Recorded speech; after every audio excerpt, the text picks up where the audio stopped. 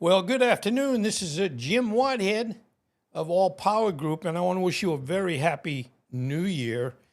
We're trying to have hopefully a good 2006.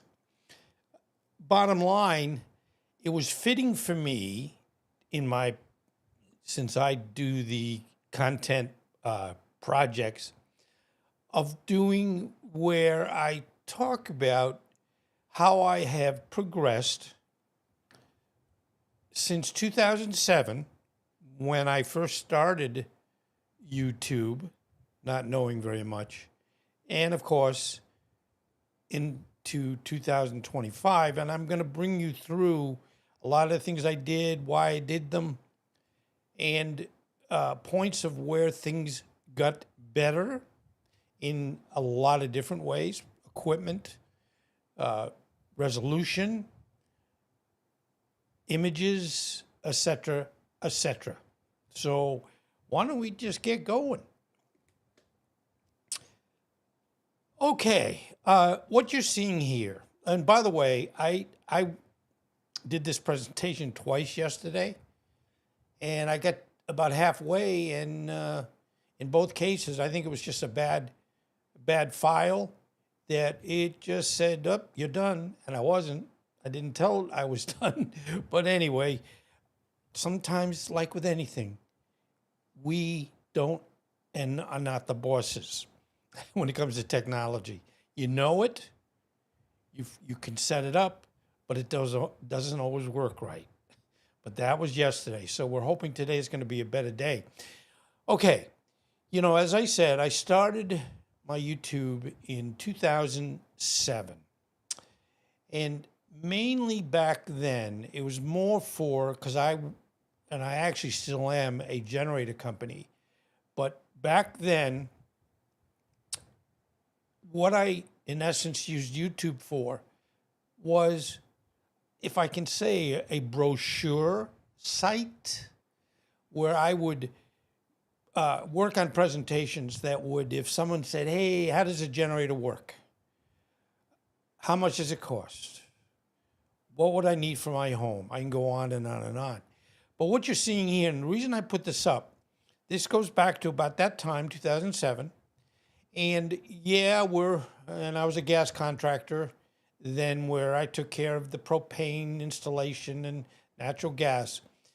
We right here were digging for a condo association building a hole that was going to have 1,000-gallon propane tank installed.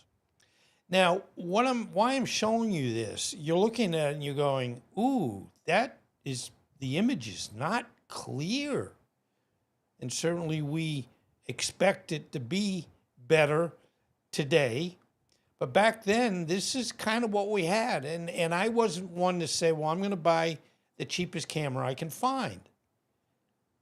But I bought a good camera. But again, you had to deal with much, much lower resolutions. And accordingly, the images weren't very good, especially if you had to expand them out. In this case where, I wanted to do a 16:9, it just showed that it was not wonderful. So that's what I mainly did. After that, I moved on to, and when I say I moved on to, it doesn't mean I stopped one thing and do another thing. Thank goodness we're multifaceted. But this is what I call, and this hopefully will help you identify my sincere love for animals. And that's why this is All Power Group and Phoenix Animal as the name of the channel. So back then, being outside working on generators, luckily again, you can do more things at the same time. I started this, I called the Good Dog Ambassador. What did that mean, or what does it mean? It was where I would, if I found an animal, a dog of one of my customers, they're in the yard, or in this case, I was in the neighborhood and I was driving around, and this nice lady was walking our wonderful little dog there. So I just said to her, look, and she probably said, yeah, you're just lying or whatever. I said, I do this project called the Good Dog Ambassador, and do you mind if I take a picture of your dog? And she said, okay. And of course, the picture, I made sure I didn't show her full face, but certainly I would have not done a good job if we didn't see the animal. So what I would do when I would go home, I'd have these pictures, of course. I would put the Good Dog Ambassador installment for that day up on Facebook. And, I just had a ball. And I still see many of the pictures that I took. And whenever there was an animal and I could, get a good picture of them or even a picture of them, I would do it. It was great. And it developed quite a following because we don't sit here and say, I'm the only one that loves animals. And the reason I probably love animals is because my mother did. So anyway, Good Dog Ambassador, a lot of fun. Now, again, I lived in Davie, Florida, which is on the east coast of southern Florida, South Florida. And we lived in a town called Davie. And these were feral cats. And I know, again, you're going to find this presentation today is going to bounce all over everything, but it kind of was my goal of, as I said, showing and demonstrating, the reality of how animals are such a wonderful part of our life. Anyway, we had a neighbor behind us, and she had all these feral cats. I think she had about 8, sometimes 10. Loved them, and I'd walk around the neighborhood, I'd see them. Well, she decided with her husband, who was not a very nice person, to be honest with you. When she wasn't home, he would throw rocks at the cats. Now, I won't give you his name, but he was a jerk. And so I said, well, what are you going to be doing with the cats, the kitties? She said, I'm taking them with me. They were moving to North Carolina. And of course, as you know, sometimes people don't tell you the reality of the truth. She ended up leaving them all. And, neighbors don't like cats hanging around. I love cats hanging around. So for 3 years, and I'm not exaggerating, I would feed them twice a day. And you can see off in the left, there's a water. And I gave them names. And I did my very, very best for them. A couple of them died. And then as I get into it, we left that home, sold the home in 2023 and moved over here to Naples. And animal-wise, we have in our, of course, besides our Jamie, and you're going to meet her, she's the boss of the Phoenix Animal. We have rabbits, we have bears, we have panthers, we have deer, and other wonderful animals that are wild. And I feed the rabbits a little bit. It's, anybody that kind of comes up and says, hey, I think I'm hungry, will you feed me? I say, okay, I will. Admittedly, it has not been as successful over here because, one, our backyard, as most people's backyards over where I am, which is kind of in the woods. They have fences around, and because again, we have bear here, and they generally are not, vicious, but you really need to leave wild animals alone. So I haven't really been able to get into have it where I'm feeding a lot of animals that I really enjoyed. And again, these were my kitties over there. Now, reason I'm showing you this is at the end, I'm going to talk about a new channel I started in August. And this is a coffee roaster. And again, I've done a couple presentations on the different types of roasters and so on and so forth. But to make a long story short, I never drank coffee until about 2017. I'm 76. Shame on me. I would drink Diet Coke, Coke Zero for my coffee in the morning, or my caffeine in the morning, until finally my wonderful wife said, "Look, that's not good for you." I said, "Yeah, but I need caffeine to wake up." She said, let me, do either a latte or a cappuccino for you. Just try it. Well, I did. And I went, oh my heavens. This is wonderful. So I studied, honestly, a whole year, everything and anything coffee. And I get so passionate about coffee.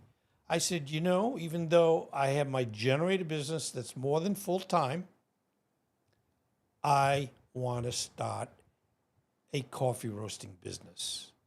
So this roaster is made by Coffee Crafters, great company.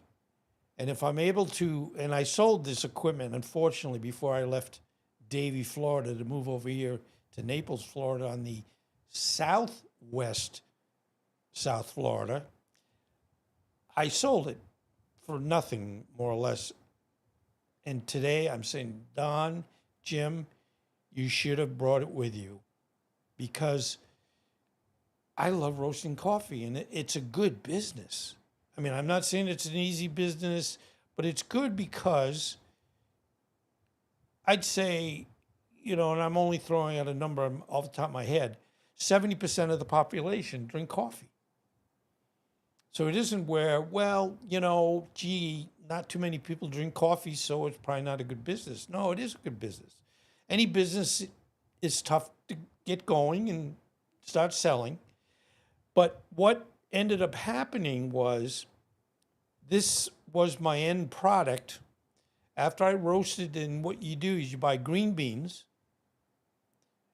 and obviously you roast them in the roaster you just saw to certain levels of roast.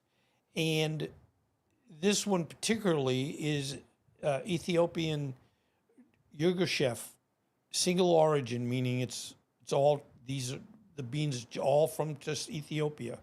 And there's other many other locations or countries around the world that grow coffee. And this was each bag, and my name of the company was called Roasting Expectations. My generator company was called Power Expectations. And I even started doing solar over there before I moved over here, and that was called Sun Power Expectations.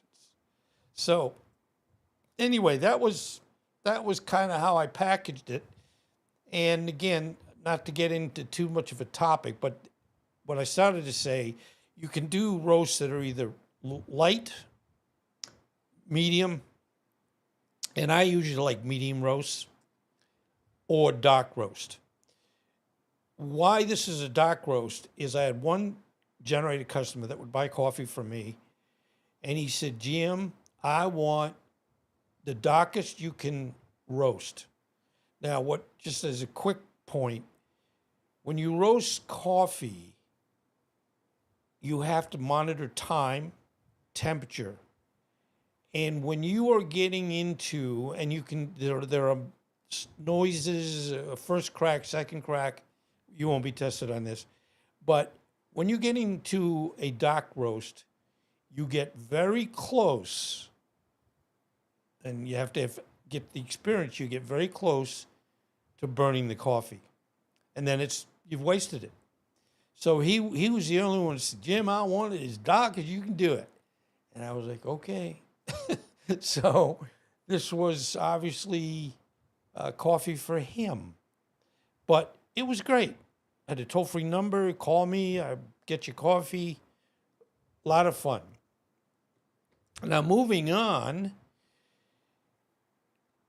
I started, because when I sold my coffee business at the end of 2022, I was under what we call a non-compete contract with the company I sold that generator company to.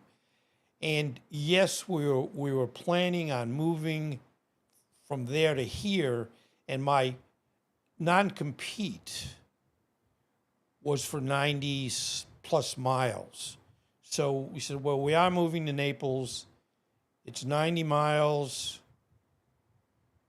But what happened is we put the house up for sale in December-ish, right after Thanksgiving of 2022. And we didn't sell the company. We didn't sell the home until June. So I said, I can't work in the generator business because I'm in a non-compete there in Davie. So, hey, I'm going to start doing a YouTube again. And so that's where I started. And this is kind of a picture, one of the very few that shows, and again, even though I did YouTube in 2007, then I did some things in 2010 and 2014, it isn't where you just sit down and you go, oh, yeah, I've got all the equipment I need. I know exactly what to do. Even though, yes, I love to learn new things, you have to kind of get used to it a little bit. And it was like, wow, this is pretty unique. So this is my setup over there in Davie, which, again, we knew was only going to be temporary.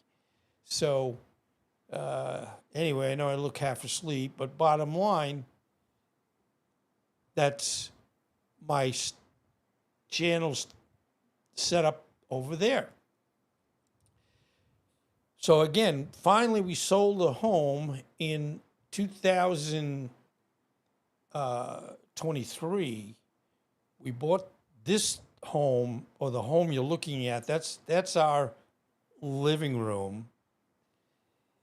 And, we went from a 4,000 square foot home down to a less than 2,000 square foot home. We did know or plan that if we bought a smaller home, which made sense, I wouldn't have any room to do my YouTube channel correctly. So what you're seeing here is my setup initially, which was in the living room. My wonderful Jamie is asleep because I'm probably boring her. But bottom line, I didn't have good lighting. I didn't have good mics. I can go on and on and on.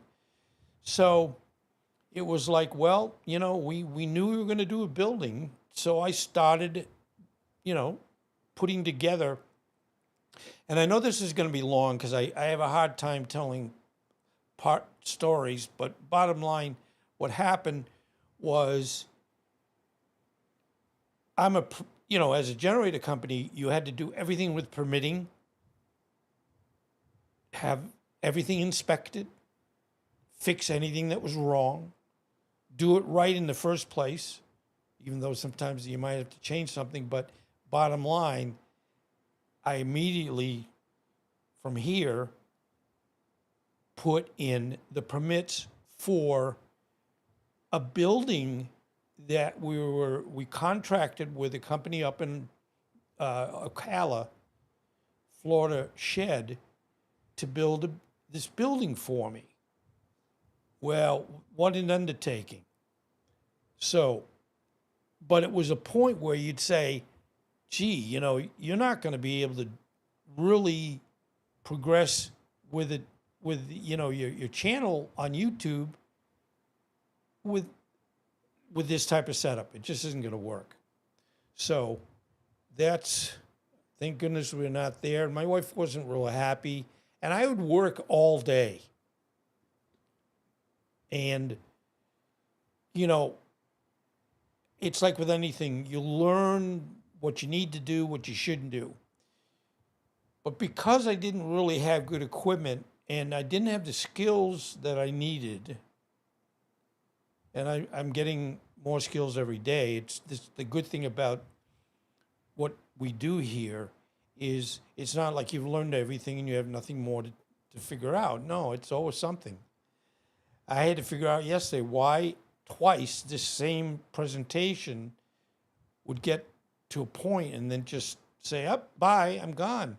And I hope it won't do it today. But the mistake I made was, as you might know, YouTube, and this kind of came from how TikTok was doing this, instead of a 16 by 9, size of picture, this is 9 by 16. We call it vertical. And I was just doing 11 to 14 shorts a day.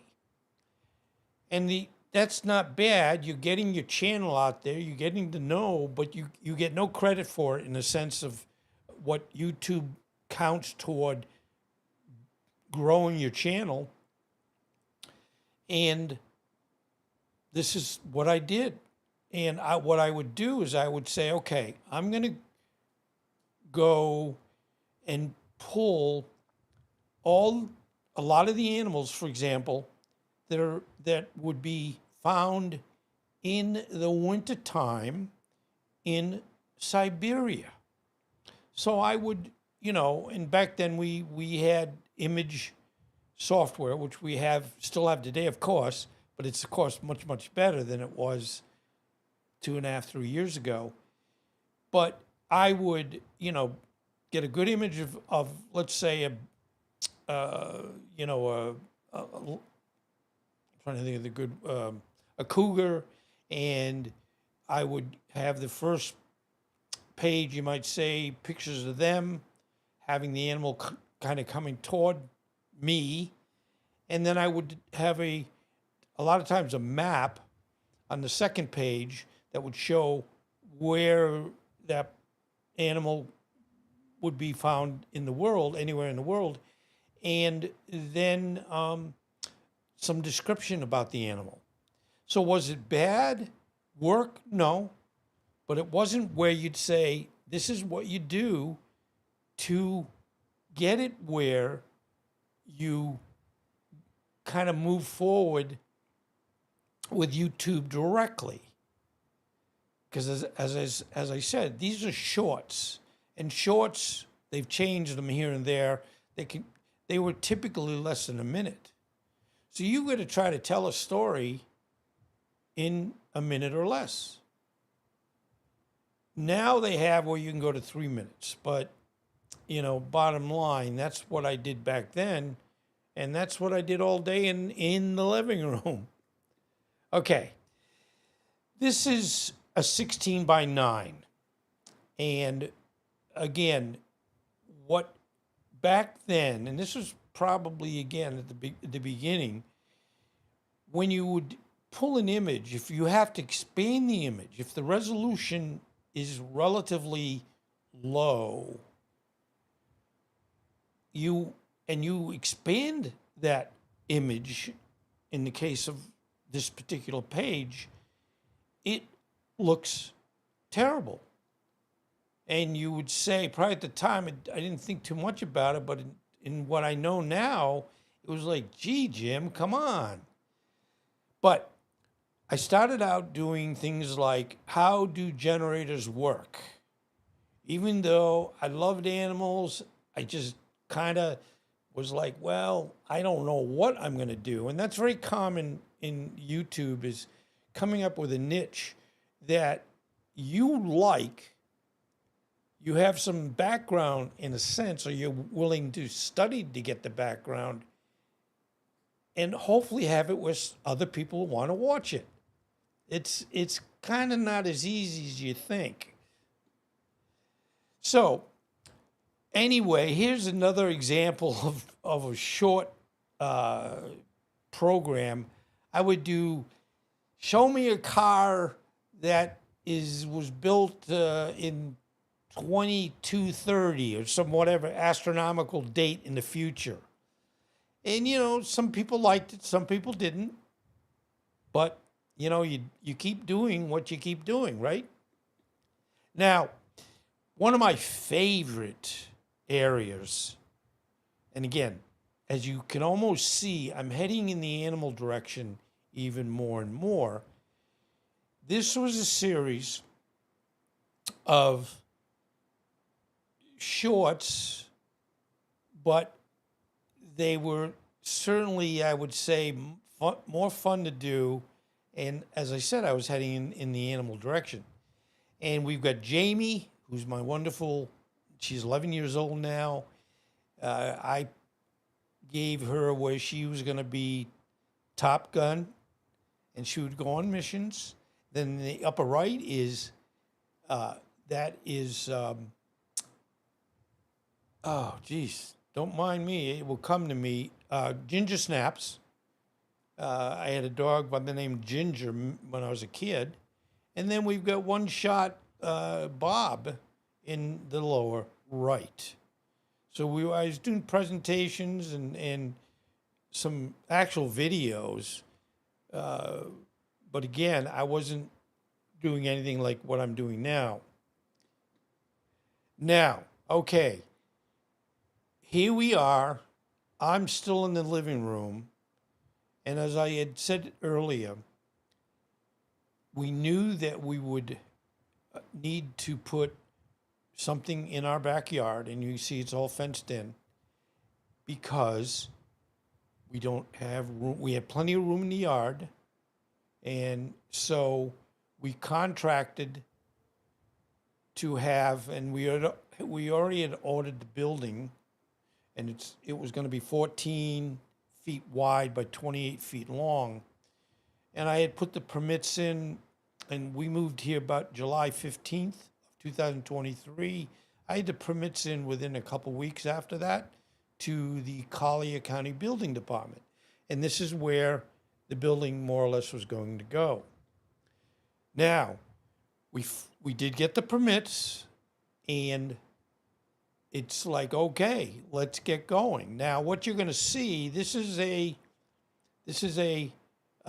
cement truck, because the basic rules, and even though we're kind of all in the woods, and, you know, I could have put the building in without a permit, but if somebody say, Jim, you know better than that. You know you got to do permitting. You'll get in trouble. So, and, you know, this was a $20,000 slab, which you're going to see in just a minute. But it was like, you know, again, if you don't do it right, because we have to deal with hurricanes down here in all of South Florida and Florida, and you have to put, if you're going to put a building in, you have to have it properly anchored. And in Collier County, it's 165 miles per hour.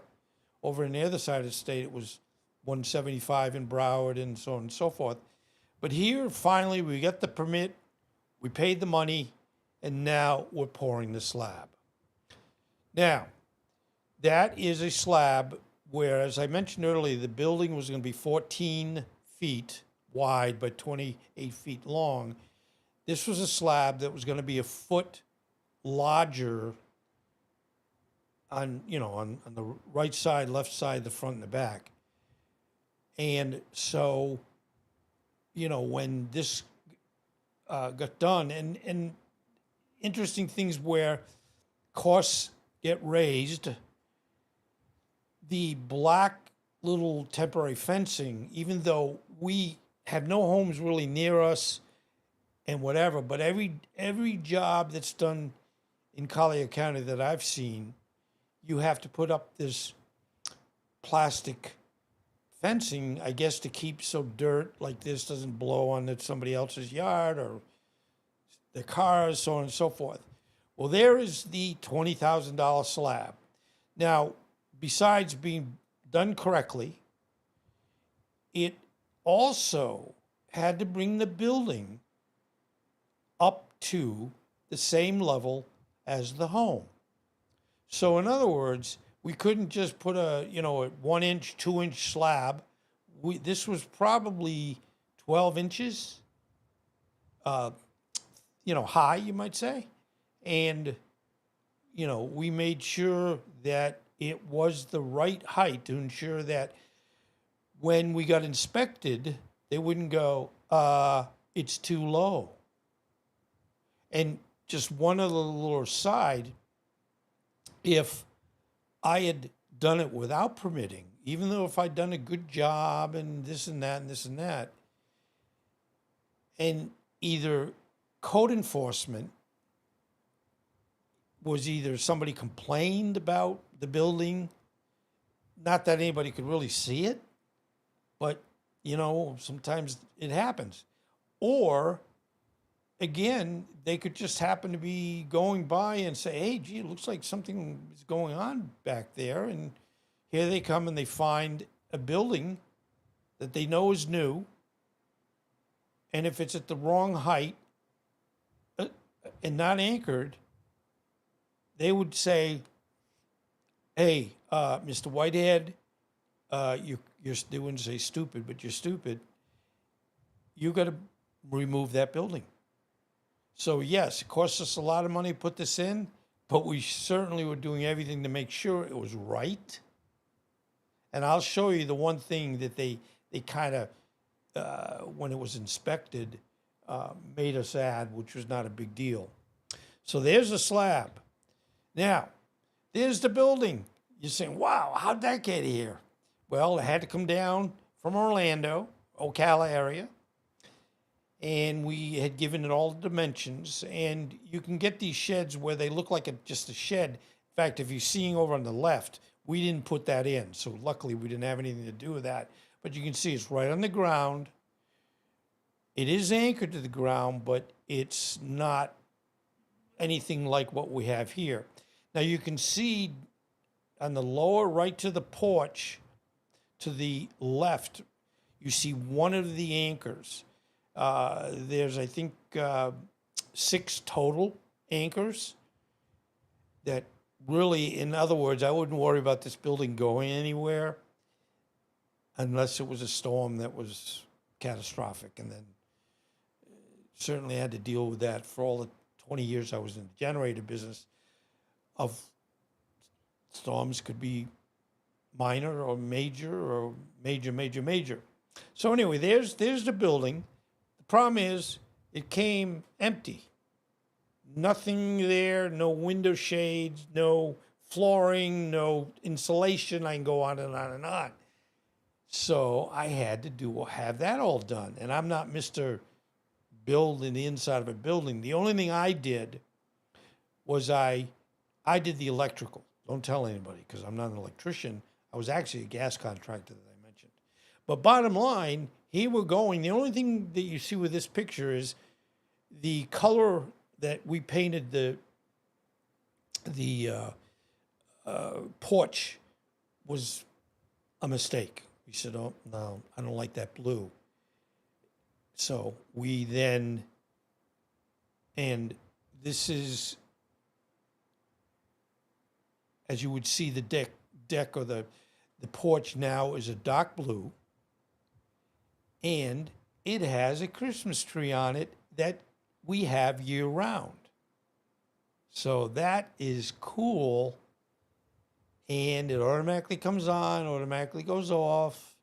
And if you see down in the lower left on the porch, that's a little lighthouse. I'm a lighthouse person, really like lighthouses. And the nice real estate person that sold our home in Davie gave that as a gift. So I keep it there. It's in memory of her. Her name was Dawn, and she was wonderful. So there's the building all done. And now you're going to start seeing what, and again, it took quite a while to get this functional so that I could do what I'm doing now, working inside and doing this. Okay.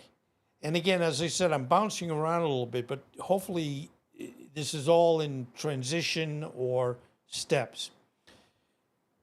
When we got the building in, I said, yes, although I didn't put in for an electrical permit, and when I was getting the permits, they said, well, if you're going to put an air conditioner, you got to get a permit. If you're going to put this in it, so I said, I'm just going to make this, how would you say, much more of a long project. So I said, even though I'm a Generac generator guy, and I was the gas guy and the generator guy, I said, there are the new types of power devices that sometimes they call them solar generators. I don't like that name because it gets you a little confused on it. But this is what I call a power generator. And what you see, the inverter is the top unit. Then you can see two batteries, one full and then another battery like it below, and then another one below that.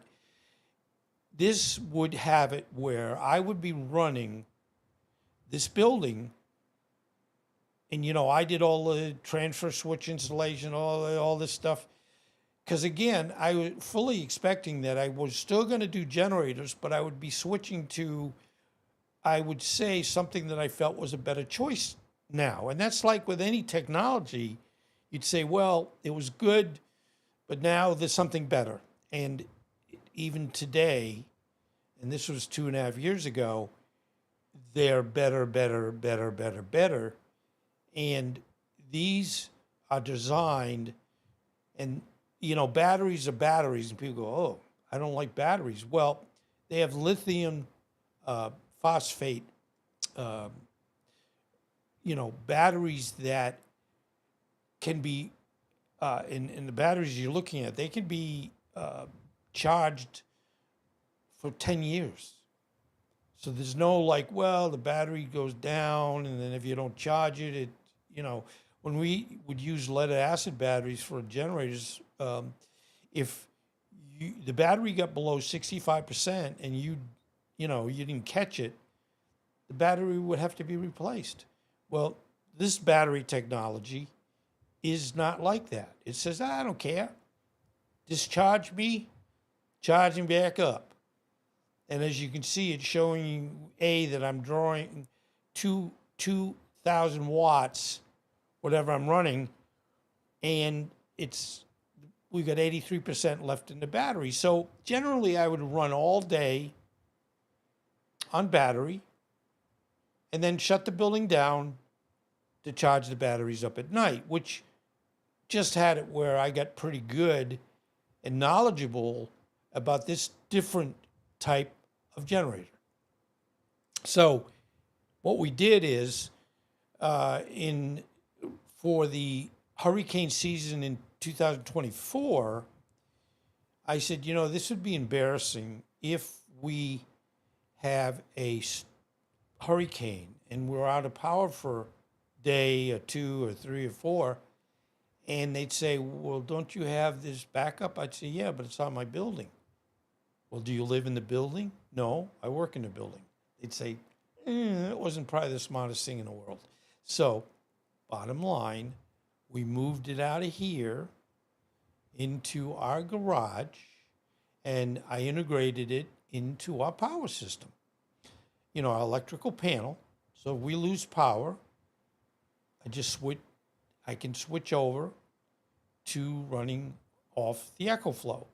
Now, other brands that are in the same category are Anchor and Bluetti, uh, Jank, Janky, Patriot, just to mention a few. It's a great technology.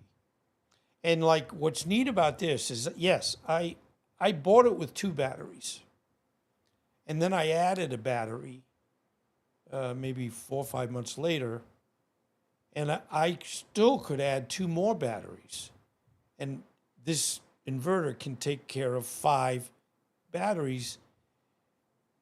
But each battery is about $2,500. So it isn't where you go, yeah, just cheaper by the dozen.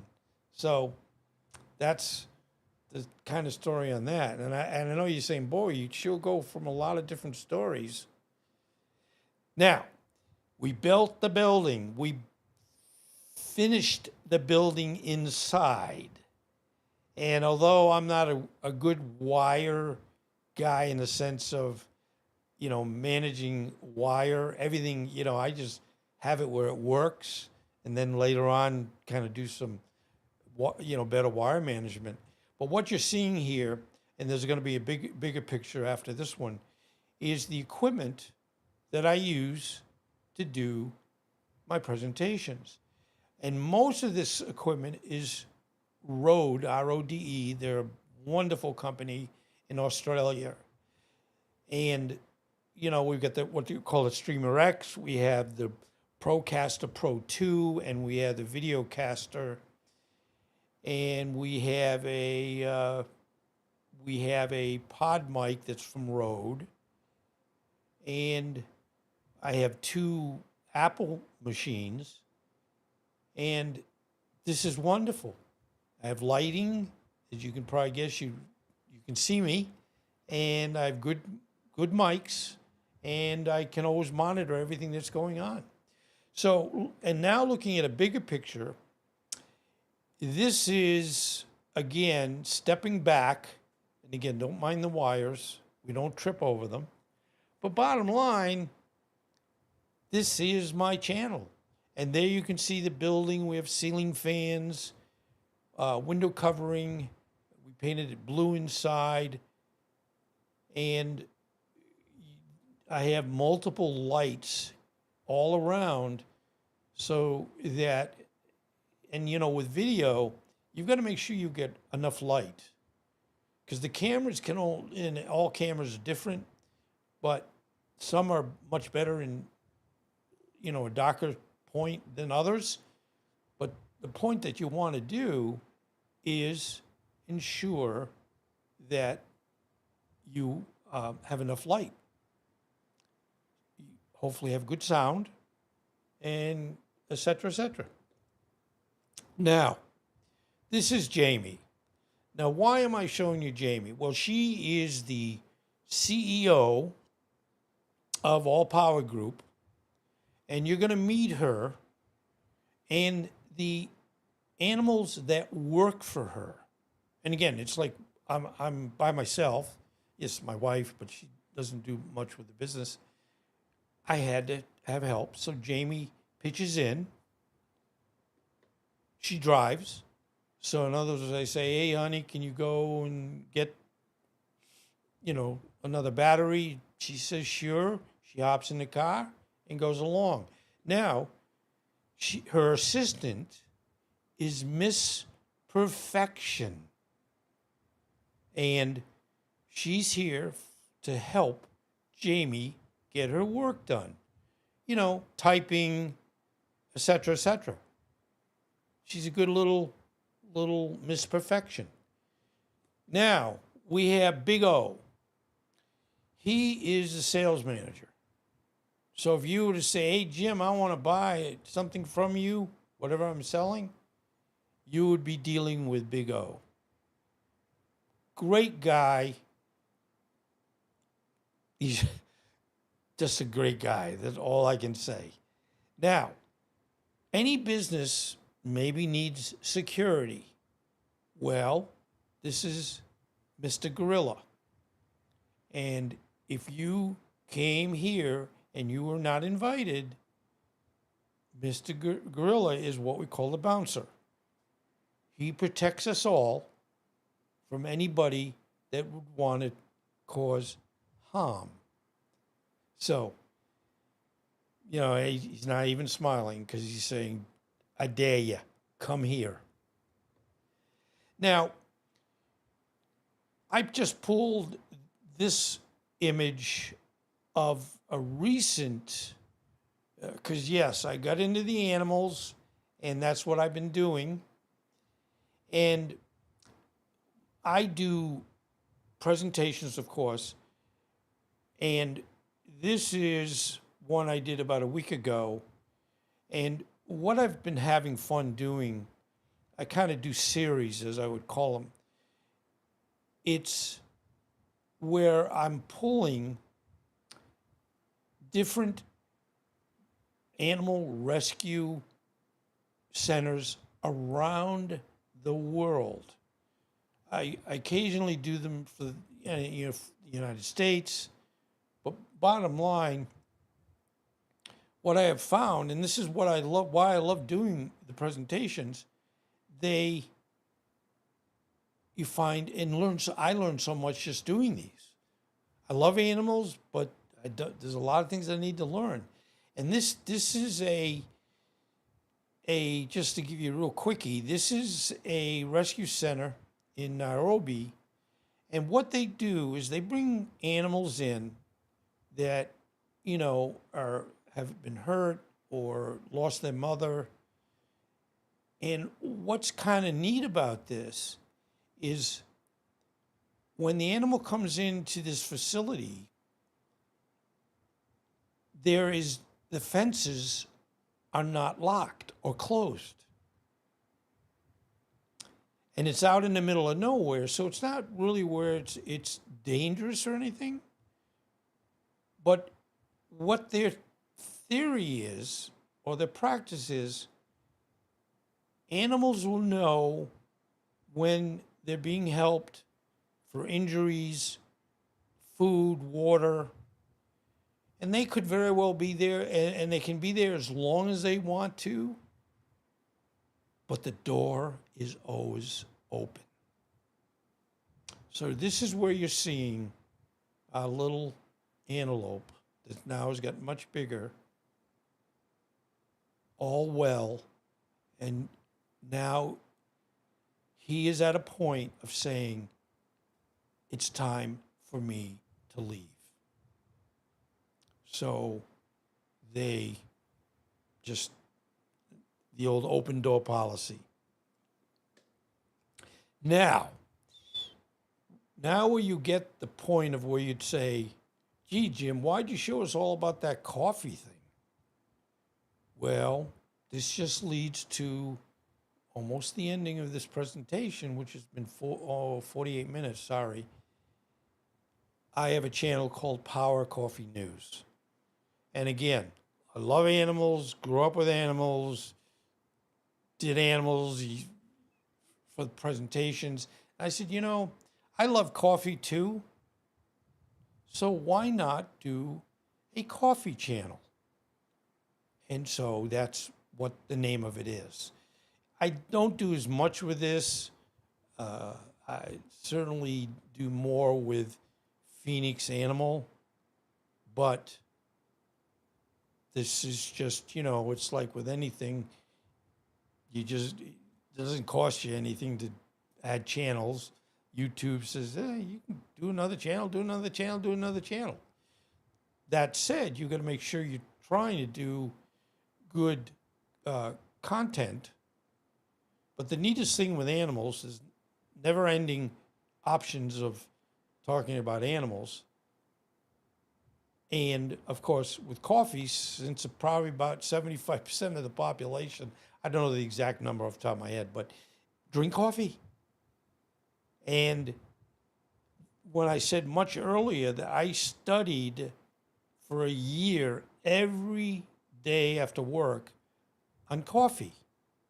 And that's what had it where I learned so much about coffee. And started roasting expectations. Now, it was going to be thinking that as I was getting older, if I had to stop the generator business, I would switch over to the coffee business that I have established. But that was before we decided to move, and mistakenly I sold the roasting equipment, and I hopefully will be able to, get the money I need to go back into that business too. But anyway, I want to thank you. This is, thanks for watching. And these are the two channels. And one is, Phoenix Animal, and the other one is Power Coffee News. Thank you for being here. And I, appreciate, I know people sometimes start watching something and they watch it for 3 seconds. They go, I don't know, that's not interesting. I know it's a tough job, but it's fun doing it. And if you don't give up, just like with anything, you'll be successful. So, Happy New Year. And we're praying for a good 2026. I don't get into the political stuff, even though, yes, it's a problem every day, or, you're trying and saying, oh, please, let's get this going in the direction. As I said, I'm 76, and I was born here, of course, in Rhode Island, Providence, Rhode Island, and moved down here to Florida in 1978 after the famous blizzard of 1978. But anyway, here we are, and thank you. And the neat thing, even if you've left a long time ago, bottom line, even though I worked on this presentation twice yesterday, and it kept failing in the middle, I said, I must have a bad file or two. So I spent most of the morning going through all the images that you've seen and making sure something wasn't glitching the system. So now that I'm at the end and I'm signing off and saying thank you, we're have a happy ending until the next one. But thank you again. I really appreciate everything. Take care.